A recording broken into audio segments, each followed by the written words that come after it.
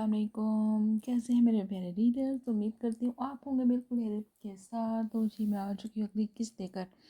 آپ بھی سوچ رہے ہوں گے بھئی ہماری رائٹر کو کیا ہو گیا، دھڑا دھڑ آئی جا پکچرز کہنے لگی تھی، ایپیسوڈ آئی جا رہی ہیں۔ اچھا تو جناب بات کچھ ایسی ہے کہ دیکھیں، آپ میں سے بہت سے ریڈرز نے مجھ سے پوچھا ہے کہ بھئی ہمیں ڈیلی ایپیسوڈ دینا کب شروع کریں گی، آپ ہمیں ڈیلی ایپیسوڈ ملا کرے گی اینڈ سو آن، ٹھیک ہے۔ اب بات کچھ ایسی ہے کہ میرے پاس ٹو بی ویری آنیسٹ میرے پاس جتنا ٹائم ہوتا ہے نا وہ میں ایپیسوڈ ہی دیکھتی ہوں۔ ایسا نہیں ہے کہ میرے پاس ٹائم ہو اور میں بے فضول میں کبھی ادھر ویسٹ کر رہی ہوں تو کبھی ادھر، ٹھیک ہے، ایسا نہیں ہوتا۔ میرے پاس ٹائم ہوتا ہے، میں ایپیسوڈ لکھنے بیٹھ جاتی ہوں، ایپیسوڈ کمپلیٹ کرتی ہوں۔ لیکن آپ کو بھی اس بات کو سمجھنا ہوگا، بہت سے ریڈرز سمجھتے بھی ہیں، بلکہ آپ سبھی سمجھتے ہیں اس چیز کو، کہ جب ٹائم نہیں ہے یا باقی کام ہے تو اوبویسلی پھر انسان نہیں لکھ سکتا نا۔ تو اسی وجہ سے آپ سب لوگ ابھی تک جڑے ہوئے ہیں، ورنہ جس طرح میں ایک دن دیتی ہوں ایک دن نہیں دیتی ایپیسوڈ، تو شاید آپ لوگ اگر نہ اس چیز کو سمجھتے تو شاید نہ ابھی تک میرے ساتھ اس ناول کے ساتھ جڑے ہوئے ہوتے نا، ٹھیک ہے۔ تو اس وجہ سے تو آپ سب کا شکریہ، لیکن میں صرف اتنا کہوں گی کہ دیکھیں جب بھی مجھے ٹائم ملے گا میں ایپیسوڈ لکھوں گی آپ کے حوالے۔ ابھی بھی میں نے ایپیسوڈ، مجھے ٹائم ملا آج میں نے ایپیسوڈ لکھی ہے اور آپ کو میں دے رہی ہوں، ٹھیک ہے۔ کیوں دے رہی ہوں؟ کیونکہ مجھے پتہ ہے کہ جب آپ لوگ اتنا کمپرومائز کرتے ہیں، میری بات کو سمجھتے ہیں، تو میرا بھی پھر فرض بنتا ہے کہ جب میرے پاس ایپیسوڈ لکھی جائے تو آپ کی امانت آپ کے حوالے کر دی جائے، ٹھیک ہے۔ اور اس لیے میں وعدہ نہیں کرتی کہ میں ڈیلی ایپیسوڈ دیا کروں گی، میں نہیں لکھ سکتی ڈیلی، سچ میں نہیں لکھ سکتی ہوتی آپ کے کہیں بنا میں دے دیتی، ٹھیک ہے۔ لیکن جب جب مجھے ٹائم ملے گا اور جیسے جیسے میں لکھتی جاؤں گی آپ کی چیز آپ کے پاس ہوگی، ٹھیک ہے۔ اس لیے اس چیز پہ بالکل بھی فکر ہو جائے۔ اور اس کے علاوہ پلیز جنہوں نے ابھی تک چینل کو سبسکرائب نہیں کیا وہ چینل کو سبسکرائب کر دیں، کامنٹ کر دیا کریں، لائک کر دیا کریں، اس سے مجھے ہی فائدہ پہنچتا ہے اور مجھے پھر مزید موٹیویشن ملتی ہے کہ میں جو ہوں وہ ایپیسوڈ لکھوں اور آپ تک لے کے آؤں، اوکے۔ اور اس کے لیے سب سے پہلے تو جناب بیک پہ جائیں، سبسکرائب کریں، پھر ریڈ کرنا شروع کریں۔ اینی ویز آپ کی مرضی ہے جناب، ہم نے ریکویسٹ ہی کرنی ہے۔ اس کے علاوہ ایک ریکویسٹ اور ہے کہ پلیز پلیز پلیز اس ناول کو اپنی فیملی سرکل میں، فرینڈ سرکل میں پلیز پلیز پلیز شیئر کر دیں۔ جو لوگ ناولس پڑھتے ہیں اور ان سے شیئر کریں تاکہ ان تک یہ ناول پہنچے، ٹھیک ہے۔ ظاہر سی بات ہے کہ پڑھنا نہ پڑھنا ان کی اپنی مرضی ہے، کہ آپ اپنا فرض پورا کر دیں۔ اور اب جناب اور کیا بات کرنی تھی میں نے، اور بھی میں نے ایک بات کرنی تھی، ہاں جی، یار نہ کیا کریں اس کے بھی سین اس کے بھی سینس۔ آئی کین انڈرسٹینڈ کہ آپ کو یہ کپل اچھا لگ رہا ہے اس لیے آپ اس کو پڑھنا چاہ رہے ہیں، لیکن آپ کو بھی سمجھنا ہوگا، دیکھیں اب ناول کو نا اینڈ پہ لے کے آ گئے ہیں، ٹھیک ہے۔ ساری چیزوں کو ساتھ لے کے چلیں گے تو آپ کو بھی مزہ آئے گا، مجھے بھی مزہ آئے گا لکھنے کا بھی، ٹھیک ہے۔ تو اس لیے پلیز اس چیز کو سمجھیں، میں اگر کسی کپل کا سین سے مس ہو جاتا ہے بھی اتنے سارے، پھر بیچاری میں اکیلی، وہ بھی پہلی دفعہ دکھ رہی ہوں، کام کو میں نے سیدھا کرنا نہیں ہوتا، مطلب کہ پہلی دفعہ دکھ رہی ہوں تو 2 کپل لے لیتی، لیکن نہیں، اتنے لے لیے کہ گننا مشکل۔ اینی ویز آپ سب کا تو بہت زیادہ شکریہ، آپ سب کے پیار کا بہت زیادہ شکریہ، اس ناول کو اتنا پسند کرنے کا بھی آپ کا بہت زیادہ شکریہ، اور 1 کے کروا دیں بھائی اس کے تو کیا ہی بات ہے۔ اور اب بس جلدی جلدی انشاءاللہ ہم بھی جو ہے وہ مزید کہتے ہیں ترقی کی سیڑھیاں چڑھتے جائیں گے انشاءاللہ۔ تو جناب اب وقت بالکل بھی ضائع نہیں کرتے اور ہم اپنی ایپیسوڈ کی طرف چلتے ہیں۔ ہر رنگ کھنک کا تیرے نام، قسط نمبر 92۔ بالاج واش روم سے باہر آیا تو ہیرا روم میں کہیں نہیں تھی۔ اسے روم میں نہ پا کر اسے مزید غصہ آنے لگا تھا۔ یہ لڑکی کبھی جو ڈھنگ سے کوئی کام کر لے، بالوں میں ہاتھ پھیرتا، وہ منہ ہی منہ میں بڑبڑاتے اس کی قصیدہ گوئی کرنے لگا تھا، جو کہ جب سے شاہ حویلی واپس آئی تھی منہ بنائے پھر رہی تھی۔ کھانے کی ٹیبل پر بھی وہ اس کے منہ پر 12 بجتے دیکھ چکا تھا، جس پر وہ باقی سب کا لحاظ کرتا بنا کوئی تاثر دیتا خاموش رہا تھا۔ لیکن اس وقت اس وقت اس کے صبر کا پیمانہ لبریز ہونے کو تھا۔ وہ اس وقت لائٹ براؤن کیجول شرٹ اور ٹراؤزر میں ملبوس تھا۔ سلکی بال پیچھے کرنے کے باوجود بار بار ماتھے پر بکھرتے جا رہے تھے۔ سامنے وال کلاک پر اس کی نظر اٹھی تو رات کے 11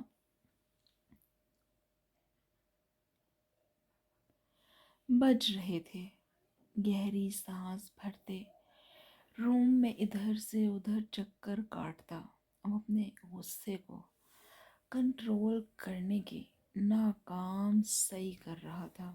اگر اگلے 10 منٹ کے اندر اندر ہیرا روم میں نہ آتی تو بالاج خود بھی نہیں جانتا تھا کہ وہ کیا کر جاتا۔ وہ اچھے سے جانتی تھی کہ بالاج اس وقت اس کا انتظار کر رہا ہے، کیونکہ کھانے سے فری ہو کر وہ اس کی طرف جھکتا، اس کے کان میں سرگوشی نما آواز میں روم میں جلدی آؤ کہہ کر آیا تھا۔ لیکن اس کے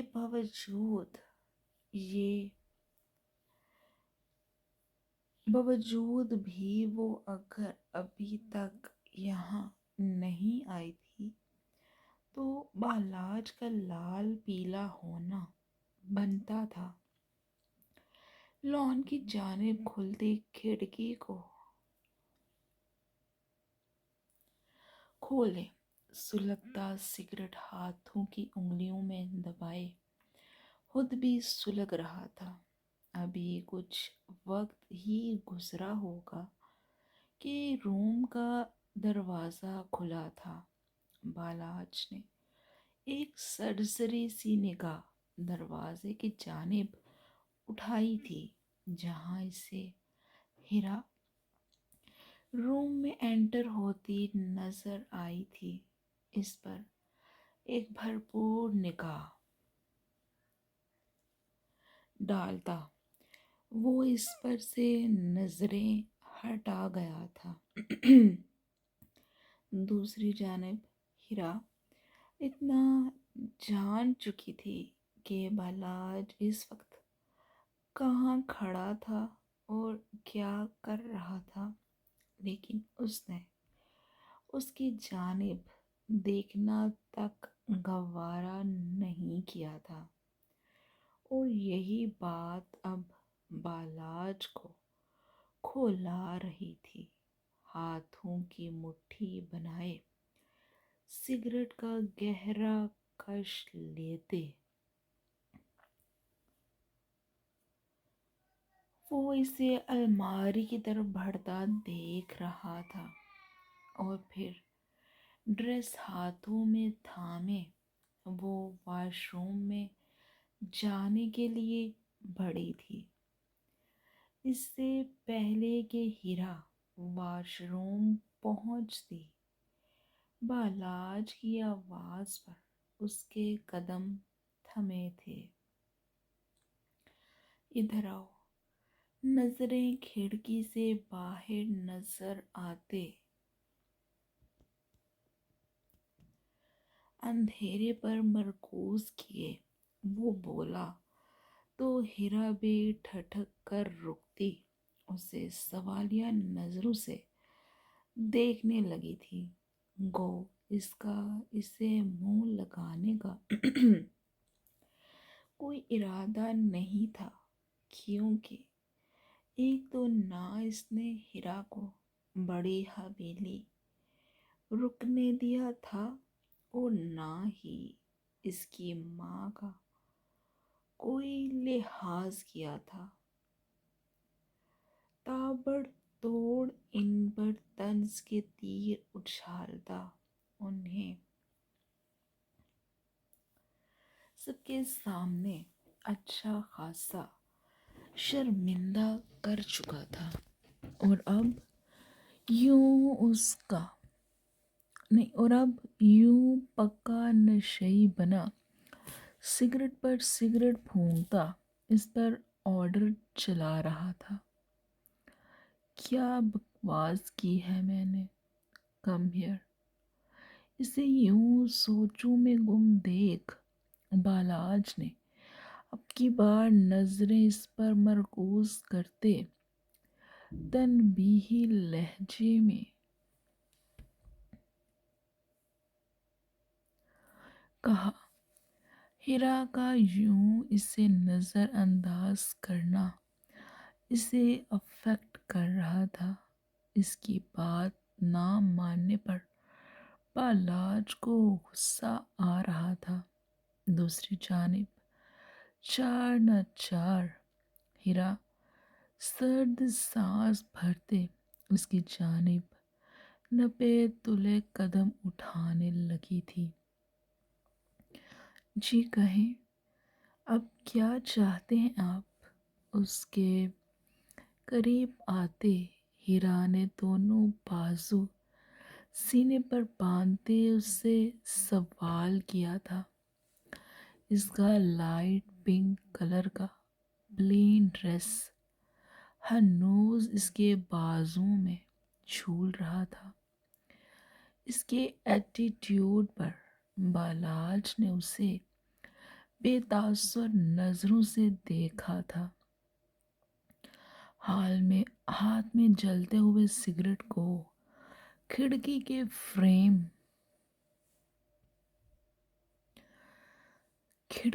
فریم سے مسلتا، وہ ساتھ موجود گول ٹیبل پر پڑی ایش ٹرے میں رکھ گیا، پھر گلا کھنکھاتا پوری طرح ہیرا کی جانب متوجہ ہوا تھا۔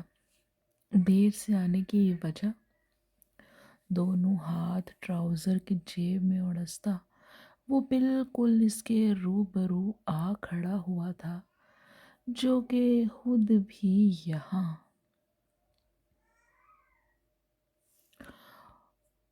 اکتائی حالت میں کھڑی تھی۔ بس یہی پوچھنا تھا، ہیرا کہتے ساتھ تعصب سے نفی میں سر ہلاتے روح پھیر کر جانے لگی تھی کہ اس سے پہلے ہی بالاج شاہ کے ہاتھوں سے ضبط کی تنابیں چھوٹی تھیں اور وہ اسے بازو سے سختی سے جکڑتا کھڑکی کے کھلے پٹ کے ساتھ لگا گیا، جبکہ پیچھے موجود کھڑکی سے اس کی کمر سختی سے ٹکرانے پر اپنی آنکھیں سختی سے بند کرتی، لبوں کو سختی سے آپس میں جکڑے اپنی سسکی کو روک گئی تھی۔ یہ اتنے تماشے کس خوشی میں کر رہی ہو؟ ہاں؟ دونوں بازو اس کے ارد گرد ٹکاتے وہ سرخ چہرے کے ساتھ اس کے بے حد قریب کھڑا اس پر قدرے جھکا بولا تو ہیرا اپنی آنکھیں کھولتے اسے دیکھنے پر مجبور ہوئی تھی، جس کی پرتپش سانسیں اس کا چہرہ جھلسانے لگی تھی۔ میں تماشے کر رہی ہوں؟ تماشا تو آپ نے بنایا ہوا ہے میرا سید بالاج شاہ۔ مجھے ذلیل کرنے کا، مجھے تکلیف پہنچانے کا آپ کوئی موقع نہیں چھوڑتے۔ ابھی بھی بقول آپ کے میں تماشا لگا رہی ہوں۔ ایک ایک لفظ چباتے وہ جواباً بولتی بالاج کو مزید سلگا رہی تھی۔ ایک تو وہ پچھلے کتنے ہی دنوں سے اس کا لحاظ کر رہا تھا اور لگتا تھا کہ اس لڑکی کے تو اتنے میں ہی پڑ نکل آئے ہیں۔ اپنی حد میں رہو، میں نہ تو اس طرح کی ٹون برداشت کرنے کا عادی ہوں اور نہ ہی آگے بھی میرا کوئی رن موریدی کرنے کا ارادہ ہے۔ اس لیے خبردار جو آئندہ میری کسی بھی بات کی نفی کی تو انگلی اٹھاتا وہ اسے وارن کر گیا تھا، جو کہ خود بھی لال پیلی پڑ رہی تھی۔ ایسا کون سا آپ کا حکم ہے جو کہ مانا نہیں گیا؟ آپ نے مجھے کہا کہ میں اپنے گھر نہیں رک سکتی، تو میں یہاں آپ کے ساتھ آ گئی۔ آپ نے کہا کہ روم میں جلدی آنا، میں یہاں آپ کے سامنے موجود ہوں۔ تو کس بات کا غصہ دکھا رہے ہیں آپ؟ کون سی انا ہے آپ کی کہ جس کو تسکین مل کر نہیں دے رہی؟ غصے سے بات کرتے کرتے ہیرا کی آنکھوں سے آنسو بہنے لگے تو بالاج کی نظریں بے ساختہ ان بہتے آنسوؤں پر مرکوز ہوئی تھی۔ ہاں، بس ایک یہی حربہ ہے تم عورتوں کے پاس، بات بعد میں ہوتی ہے، تم لوگ اپنے یہ ہتھیار لے کر پہلے پہنچ جایا کرو۔ بالاج نے ان آنسوؤں کو صاف کرنے کے لیے اپنا ہاتھ بڑھایا تو ہیرا اپنا چہرہ پھیر کر رہ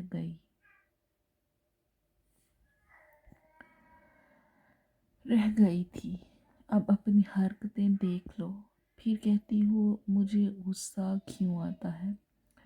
شہادت کی انگلی اور انگوٹھے سے اس کی تھوڑی تھامے وہ اس کا چہرہ بالکل اپنے برابر کرتا جتاتے انداز میں بولا تھا۔ چہرے پر سرخی ابھی بھی قائم تھی، جبکہ ہیرا بنا کچھ بھی کہے خاموش کھڑی رہی۔ تم نے ان سے ملنے جانا ہے تو میری غیر موجودگی میں 100 دفعہ جاؤ، لیکن تم وہاں رکو گی نہیں۔ کچھ میری بہن سے ہی سیکھ لو۔ بالاج کی بات پر ہیرا سوالیہ نظر اس پر مرکوز کر گئی تھی، جیسے اس کی بات سمجھ نہ سکی ہو۔ آیت کی بات کر رہا ہوں میں، دیکھا نہیں کتنے اچھے طریقے سے وہ زرار کی مصروفیت کا کہتی ہمارے ساتھ آنے سے انکار کر گئی تھی۔ دراصل چھوٹی حویلی والے بھی اس وقت وہاں پہنچ گئے تھے جب بالاج لوگ ابھی وہاں ہی موجود تھے۔ واپسی پر جب بالاج نے اسے ساتھ چلنے کا کہا تو وہ زرار کی مصروفیت کا بہانہ لگاتی، پھر کبھی آنے کا کہہ کر خوبصورتی سے انکار کر گئی تھی۔ اسی کا حوالہ ابھی بالاج نے دیا تھا، جس پر ہیرا اسے ناراض نظروں سے دیکھنے لگی تھی۔ یہ شخص خود کو صحیح ثابت کرنے کے لیے مزید 200 دلائل دے سکتا ہے۔ جی، بس آپ کو دوسروں میں خوبیاں اور مجھ میں سمیت میری ماں کے صرف برائیاں ہی نظر آتی ہیں، ہیرا نے نروٹھے پن سے کہا تو اس کی بات پر بالاج اپنا سر کھجاتا گویا ہوا تھا۔ خدا کو مانو لڑکی، تمہاری کس کس خوبی کا میں معترف ہوں، اس کا صرف الفاظوں سے اظہار ہی کیا، میں تو اپنے عمل سے بتاتا بھی ہوں۔ ہاں، یہ الگ بات ہے کہ تم اس وقت سننے اور سمجھنے کی پوزیشن میں نہیں ہوتی ہو۔ بالاج نے دائیں آنکھ کا کونا دباتے زومانی انداز میں کہا تو ہیرا کا چہرہ شرم سے سرخ پڑا تھا۔ چلو اب مزید میرا وقت یہاں پر بات مت کرو، فریش ہو کر آؤ۔ شاباش، آئی ایم ویٹنگ۔ ہرا کس طرح سرخ پڑنے پر وہ اس کا گال تھپتھپاتے اس سے 2 قدم پیچھے کو لیتا واش روم جانے کا راستہ دے گیا تو ہیرا گہرا سانس بھرتے اپنے نیچے گرا ڈریس اٹھاتی واش روم میں جا بند ہوئی تھی، جبکہ پیچھے بالاج کھڑکی کا کھلا پٹ بند کرتا، اے سی کا ٹمپریچر سیٹ کرتے، ڈم لائٹ میں بیڈ کی جانب بڑھ گیا تھا۔ تم ابھی تک جاگ رہی ہو؟ زرار ہاتھ زادہ جیسے ہی روم میں انٹر ہوا تو سامنے ہی آیت مزے سے ٹی وی دیکھ رہی تھی۔ وہ تو سمجھا تھا یہ محترمہ سو گئی ہوگی۔ وال کلاک پر نظر ڈالی تو رات کے 12 بج رہے تھے۔ نیچے ہی سب سے باتوں کے دوران اتنی دیر ہو گئی تھی، جبکہ آیت کو انہوں نے آرام کرنے کی غرض سے اوپر روم میں جانے کا کہا تھا، لیکن میڈم یہاں نہ جانے کون سے نمونے دیکھنے میں لگی ہوئی تھی۔ زرار کے انٹر ہونے پر وہ ایک مسکراہٹ اس کی طرف اچھالتی، نفی میں سر ہلاتی، اپنی نظریں پھر سے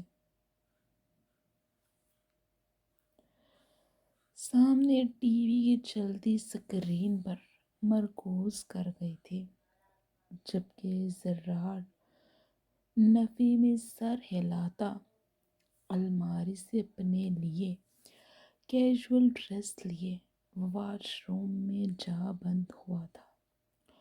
کچھ دیر کے بعد جب اس کی واپسی ہوئی تو آیت کو ہنوز پہلے والی پوزیشن میں دیکھ اب اس کے ماتھے پر بل پڑے تھے۔ آیت سو جاؤ اب، برش اپنے بالوں میں پھیرتے زرار نے اب ذرا سختی سے کہا تھا، لیکن دوسری جانب اس کے کانوں پر چونچ تک نہ رینگی تھی، جس پر وہ سرد سانس بھرتا، خود پر پرفیوم سپرے کرتا۔ اب اس کی جانب بڑھا تھا، اس کی جانب پڑے side table per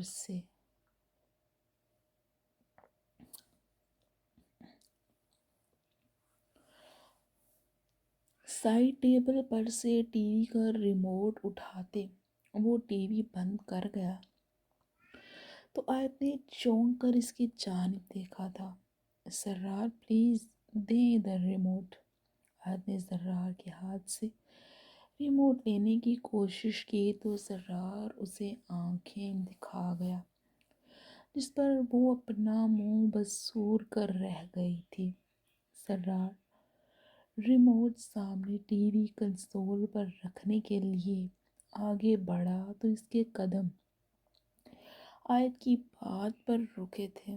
Zarar please T V لگا دینا، آپ کے بیبی کو ٹی وی دیکھنا ہے۔ پیچھے مڑتا وہ حنوک بنا اب آیت کو دیکھنے لگا تھا، جو اب اپنا سرخ چہرہ جھکائے بلینکٹ پر موجود ڈیزائن پر اپنی انگلیاں پھیرتی زرار سے نظریں چراتی بولی تھی، ہا ہا ہا ہا۔ کچھ دیر بعد زرار کا قہقہا روم کی فضا میں گونجا تو آیت نے سر اٹھا کر اسے دیکھا تھا، جو کہ پیٹ پر ہاتھ رکھتا ہنس ہنس کر بے حال ہو رہا تھا۔ زرار جانتا تھا کہ آیت اس کے بچے کا سہارا لے کر اب اپنی بہت من مرضیاں کرنے والی تھی، لیکن اس کا آغاز اتنی جلدی اور اس طرح ہونے والا تھا، یہ تو اس کے وہم و گمان میں بھی نہیں تھا۔ یہ آپ میرا مذاق اڑا رہے ہیں؟ جب کافی دیر تک زرار ہنس ہنس کر دورہ ہوتا رہا تو آیت کو احساس ہوا کہ وہ شاید اس پر ہنس رہا ہے، جس پر وہ بیڈ سے اٹھتی، دونوں ہاتھ اپنی کمر پر ٹکائے اس کے روبرو آ کھڑی ہوئی تھی، جبکہ ماتھے پر چھوٹے چھوٹے بلوں کا جال بکھرا ہوا تھا۔ کچھ دیر کے بعد زرار جب کچھ بولنے کے قابل ہوا تو اس نے اپنے سامنے کھڑی اپنی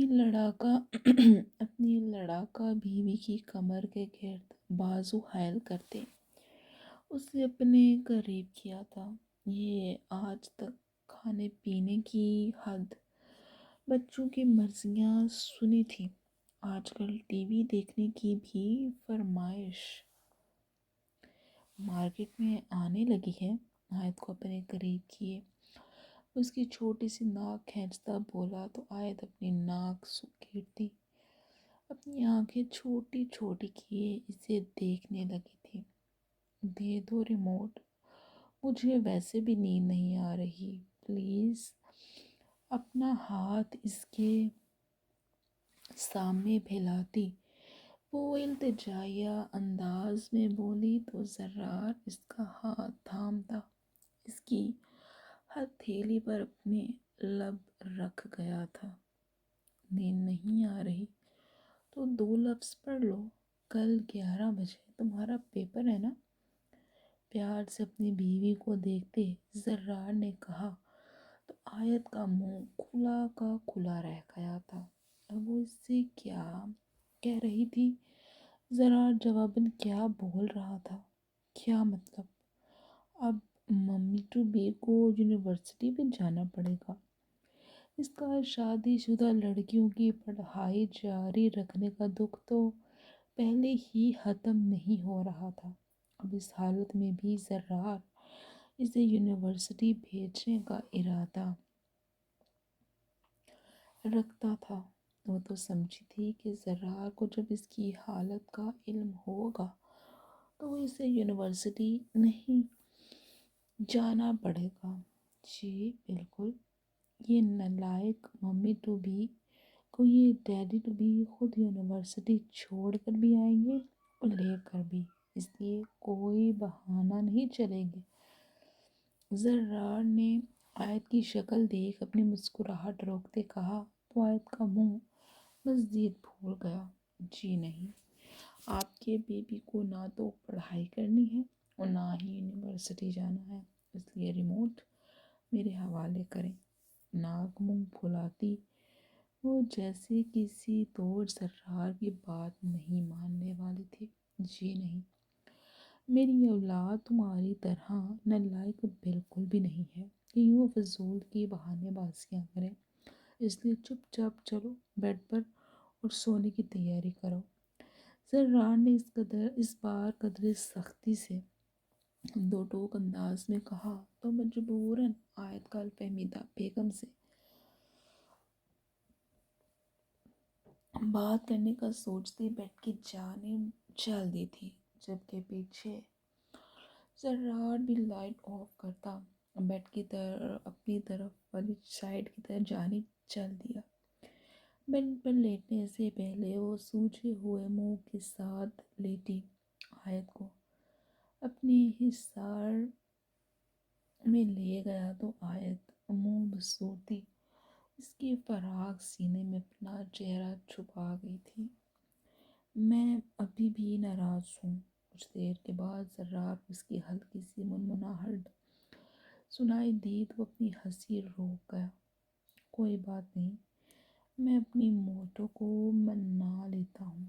جب آیت اب اس کے سینے پر سے سر اٹھاتی اسے موٹو کہنے پر کھوڑنے لگی تھی، حالانکہ وہ موٹی تو اب بالکل بھی نہیں تھی، خود ہوں گے موٹو۔ آیت نے اس کے گرد مضبوط بازو کی جانب اشارہ کرتے کہا تو زرار نے یوں اس بات میں سر ہلایا جیسے کہہ رہا ہو جی جی ایسا ہی ہے۔ زرار ہاتھ زیادہ اسے بیڈ پر لٹاتا، خود اس پر جھکتا، اس کی ناک پر اپنا لمس چھوڑتا پیچھے ہوا تو آیت ہنوز منہ بنائے ہوئے تھی۔ میرا سچ میں پڑھنے میں دل نہیں لگتا۔ آیت ہونٹ کو باہر نکالتی نہ روٹھے انداز میں اپنی بات کو منوانے کے لیے بولی، تو میری جان دل لگانے کے لیے میں ہوں نا، تم بس پڑھائی میں دماغ لگاؤ۔ اب کی بار بھی وہ اس کا مذاق اڑاتا بولا تو آیت کو تو رونا ہی آنے لگا تھا۔ جائیں، میں نہیں کرتی آپ سے بات۔ زرار کو اس کے سینے پر معصوم معصوم دھکے مارتے وہ پیچھے کرنے کی ناکام کوشش کرنے لگے۔ ایسی کی تیسی تمہاری، کہتے ساتھ ہی وہ آیت کو احتجاج میں کھلتا منہ اپنے طریقے سے بند کر گیا تو بیچاری آیت اب صحیح قابو آئی تھی۔ ایک تو وہ اس سے اپنی بات پر منا بھی نہیں پائی تھی، دوسرا سختی بھی اس کی ہی آ گئی تھی۔ آپ پروفیسر حارث سے ملنے گئے تھے نا، پھر کیا بنا؟ فاہا نے فارس کے سینے سے سر اٹھا کر پوچھا تو فارس کی بند آنکھوں میں ہلکی سی جنبش ہوتی کھلی تھی۔ کچھ خاص نہیں، خود کو دیکھتی فاہا کو ہلکی سی مسکراہٹ سے جواب دیتا بات کو آئی گئی کرنے کے چکروں میں تھا۔ فارس، آپ کو چھپا رہے ہیں مجھ سے؟ فاہا چھوٹی اور ناسمجھ بچی نہیں تھی جو کہ فارس کے یوں بات ختم کرنے پر خاموش ہو جاتی۔ وہ جاننا چاہتی تھی کہ اگر حارث نے بلایا تھا تو آخر ماجرا کیا تھا۔ نہیں میری جان، میں کیوں بھلا آپ سے کچھ چھپانے لگا؟ فارس نے اب بھی پہلے کے انداز میں کہا تھا۔ آپ نے مجھے کچھ دن پہلے کہا تھا کہ آپ سے کچھ غلطیاں ہو گئی ہیں۔ کیا آپ کا اشارہ تائی سائیں کی جانب تھا؟ فارس نے اب کی بار چونک کر فہا کی جانب دیکھا جو کہ اس کے جواب پر کچھ دیر خاموش رہنے کے بعد اب نئی بات نکال کر لے آئی تھی۔ وہ تو سمجھا تھا کہ شاید وہ اس کے جواب پر مطمئن ہو گئی ہے، لیکن وہ تو نئے ہی حساب کتاب کھول کر بیٹھ گئی تھی۔ ایسا ہی ہے۔ اب کی بار فارس انکار نہ کر سکا تھا۔ اس بات میں سر ہلاتے وہ جواب دے گیا تھا کہ اس دن ہیرا کی وجہ سے اس کی بات ادھوری ہی رہ گئی تھی۔ ایسا کیا معلوم ہوا ہے آپ کو؟ ایک نظر فارس کے افسردہ چہرے پر ڈال کر پھر سے اس سے استفسار کرنے لگی تھی کہ وہ جاننا چاہتی تھی کہ آخر فارس کتنی اور کون سی سچائی سے باخبر ہوا ہے۔ شبو کو آہل نے پکڑ لیا تھا، پھر اس نے اس کا نام بتا دیا جس کے کہنے پر وہ ماہا کو میڈیسن دینے لگی تھی۔ فارس نے نیلی روشنی میں ڈوبی سفید چھت کو گھورتے جواب دیا تو فاہا کچھ لمحے بول نہ سکی۔ بلا شبہ فارس کے لیے اپنی ماں کے حوالے سے یہ سب جاننا تکلیف دہ تھا، لیکن سچائی سے انسان آخر کب تک منہ موڑ سکتا ہے؟ کہتے ہیں جھوٹ کے پاؤں نہیں ہوتے، تو ایسا تھا بھی کبھی نہ کبھی، اور کہیں نہ کہیں انسان کا جھوٹ اور جھوٹی شخصیت کھل کر سامنے آنے لگتی ہے کہ جس سے اس کے پیاروں کو تکلیف بھی بہت ہوتی ہے۔ اٹس اوکے فارس، آپ کو کسی بھی طرح کے گلٹ میں رہنے کی ضرورت نہیں ہے۔ وہ آپ کی ماں ہے، اس لیے آپ نے جو بھی کیا ان کی محبت میں کیا تھا۔ فارس نے چونک کر فاہا کی جانب دیکھا تھا جو کہ اس کے ہاتھ میں اپنی مہروتی انگلیاں پھنساتی اس کی ہمت باندھنے کی غرض سے بولی تھی۔ تھینک یو سو مچ۔ فاہا کے سر پر نہ لنچ چھوڑتا، وہ اس کا دل سے شکر گزار تھا کہ جانے کتنے ہی موقع ایسے آئے تھے جس میں فاہا کو فارس کا اس کے حق میں نہ بولنے پر سب کی اٹھانی پڑی تھی، لیکن آج وہ کتنی فراغ دلی سے سب کچھ بھلائے اسے شرمندگی سے نکالنے لگی تھی۔ You are welcome. میں آپ کو یوں خاموش اور پریشان نہیں دیکھ سکتی۔ کتنی خوبصورتی سے وہ اپنی محبت کو بیان کر گئی تھی۔ فارس اس کی فکر پر مسکرایا تھا۔ آئی لو یو ٹو، اس کے اظہار کے جواب پر فارس نے مسکراتے اپنی محبت کا اظہار کیا تو فاہا سرخ چہرے کے ساتھ مسکراتے آنکھیں موند گئی تو فارس بھی مسکراتا آنکھیں موندے سونے کی کوشش کرنے لگا تھا۔ وہ جب سے حارث شاہ سے مل کر واپس آیا تھا، عجیب ہی الجھن کا شکار تھا۔ کوئی سرا اسے مل کر نہیں دے رہا تھا۔ اس نے نینہال زادہ سے بھی بات کرنے کا سوچا تھا، مگر آہل کی عیادت کے لیے آتے جاتے گیسٹ کی مصروفیت کی وجہ سے نہ تو وہ نینہال زادہ سے کوئی بات کر پایا تھا اور نہ ہی دادا جان سے، لیکن اس معاملے کو جاننے کے لیے، وہ ہر راز کو جاننے کے لیے بے حد اتاولا ہو رہا تھا۔ وہ ارادہ کر چکا تھا کہ جو کچھ ماضی میں ہو چکا تھا، جو زیادتیاں ہو چکی تھیں، اب ان کا حساب کتاب کر دینا ہی بہتر تھا، اس سے پہلے کہ یہ ماضی ان کے خوشحال مستقبل کو نگل جاتا۔ اپنی آواز آہستہ رکھو، یوں جاہل عورتوں کی طرح مجھ پر چڑھنے کی ضرورت نہیں ہے۔ نینہال زادہ کے قدم اس آواز پر بے ساختہ تھمے تھے۔ یہ آواز، یہ بھاری گمبھیر لہجہ تو وہ لاکھوں میں پہچان سکتی تھی۔ تمہیں مجھ پر اتنا چیخنے کی ضرورت نہیں ہے۔ میں کوئی وہ اللہ میاں کی گائے نینا نہیں ہوں جو تمہارا ہر رویہ چپ چاپ برداشت کر لے گی۔ اس لیے بہتر ہوگا تم بھی اپنا منہ بند رکھو۔ ساری عمر تو تم نے اس اپنی بگوڑی بیوی کو یاد کرتے روتے گزار دی، اور اب بھی جب وہ سامنے آ جائے تو تمہاری تو نظریں اس پر سے ہٹنے کو راضی نہیں ہوتی۔ آسیہ بیگم کے لہجے اور الفاظ میں محسوس کی جانے والی جلن کا عنصر بہت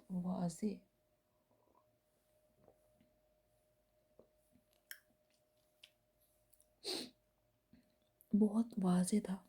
خبردار، خبردار، جو تم نے کوئی بھی لفظ اس کے خلاف نکالا تو ساری عمر تم مجھے اس کے خلاف کرتی آئی ہو۔ میری بیٹیوں سے مجھے اتنا متنفر کر دیا کہ میں ان کی شکل دیکھنے کا روادار نہیں تھا۔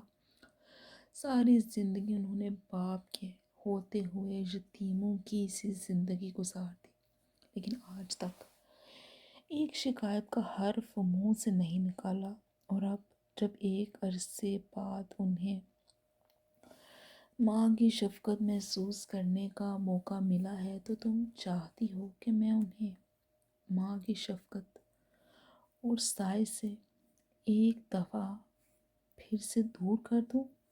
تو ایسا تو بالکل بھی نہیں ہوگا۔ تم چاہے جتنا مرضی ہے زور لگا لو۔ واجد خان زادہ شدید کھانستے اونچی لہجے میں بولے تو جواباً آسیہ بیگم کے ہونٹوں پر طنزیہ مسکراہٹ بکھر گئی تھی۔ سیدھی طرح کہو نا کہ ایک دفعہ پھر سے اس نینا کی منحوس شکل پر تمہارا دل للچانے لگا۔ چٹاخ! اس سے پہلے کہ آسیہ بیگم کی بات پوری ہوتی، واجد خان زادہ کا ہاتھ اٹھا تھا اور آسیہ بیگم کے دائیں گال پر اپنی چھاپ چھوڑ گیا۔ دروازے کے پار موجود نینا بیگم نے اگر دیوار کا سہارا لے کر خود کو نہ سنبھالا ہوتا تو کب کی زمین بوس ہو چکی ہوتی۔ تم اور تمہاری گندی سوچ، لعنت بھیجتا ہوں میں تم پر۔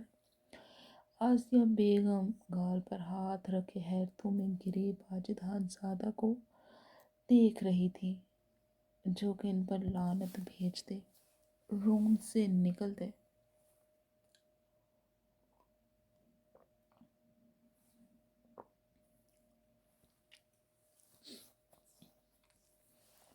روم سے نکلتے چلے گئے تھے، جبکہ ان کے جانے کے بعد آسیہ بیگم آگ کی زد میں آ گئی۔ ان کا بس نہیں چل رہا تھا کہ نینا خانزادہ ان کے سامنے ہوتی اور وہ ان کا حشر بگاڑ دیتے، جبکہ دروازے کے باہر نینا بیگم نے قدرے دیوار کی اوٹ میں ہوتے اپنا آپ باہر جاتے واجد خانزادہ سے چھپانے میں کامیاب ہوئی تھی۔ پھر جب قدموں کی چاپ ان سے کافی دور ہو گئی تو وہ بھی خود کو سنبھالتے اپنے روم کی جانب بڑھ گئی تھی۔ ماہا، میری بات تو سنو یار، ایسا کچھ نہیں ہے جیسا تم سمجھ رہی ہو۔ شہریار روتی ہوئی ماں کے پیچھے بیچاری سی شکل لیے نمودار ہوا تھا، جو کہ سخت لائٹ پرپل کلر کی فراک اور کیپری میں ملبوس بے حد خوبصورت لگنے کے ساتھ ساتھ بے تحاشا رو بھی رہی تھی، بنا شہریار کی کوئی بھی بات، کوئی بھی وضاحت سنے۔ وہ بس اب بیڈ پر بیٹھی رونے میں مشغول تھی۔ یار میری بات تو سنو ماہا۔ شہریار نے معصوم سی شکل بنائی، اس کے قدموں میں بیٹھتے، اس کے گالوں پر لڑکتے آنسوؤں کو پونچھ پونچھتے اسے بہلانا چاہا تو وہ اس کا ہاتھ اپنے چہرے سے ہٹاتے چہرہ پھیر گئی تھی۔ میں آپ کو پہلے ہی کہا تھا کہ میں اب سے بڑی ہوں، مجھ سے شادی مت کریں، لیکن پہلے آپ نے خود مجھ سے زور زبردستی کے ساتھ شادی کر لی، اور باہر آپ نے girl friend. Shut up Maha, کیا بکواس کر رہی ہو؟ بخدا اگر تمہاری حالت کا خیال نہ ہوتا نا تو تمہیں بتاتا میں۔ ماہا جو بنا کچھ سوچے سمجھے بول رہی تھی، اس کی چلتی زبان کو بریک شہریار نے لگایا تھا، جو کہ صرف اس کی حالت کے پیش نظر اس کا خیال کر رہا تھا، ورنہ ایک لگا کر اسے سیٹ کر دیتا۔ غصے سے کھولتا، وہ اگر پر وقت روم سے باہر نہ آ جاتا تو جانے وہ کیا کر گزرتا۔